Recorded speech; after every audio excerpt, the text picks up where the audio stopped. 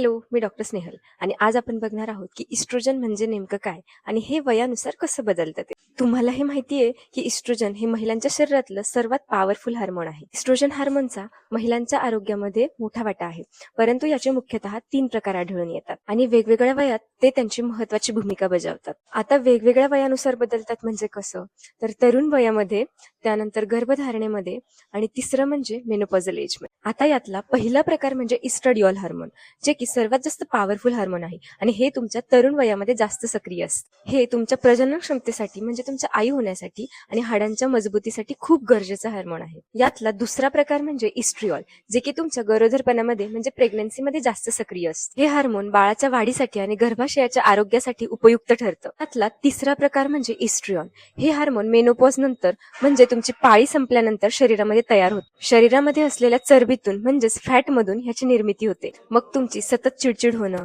झोप न लागणं, हाडं कमकुवत होणं, या सर्वांमागे तुमचं या हार्मोन्सचं असंतुलन हे असू शकतं. मग योग्य आहार आणि व्यायामाने आपण हे सर्व हार्मोन्स संतुलित ठेवू शकतो. यामध्ये होमिओपॅथिक औषधं हे तुम्हाला खूप छान मदत करतात. होमिओपॅथीमध्ये आजारासोबत रुग्णाच्या स्वभावावर देखील उपचार केले जातात. या सर्वांमुळे कोणतेही औषध घेण्यापूर्वी तज्ज्ञ होमिओपॅथिक डॉक्टरांचा सल्ला तुम्ही नक्की घ्या.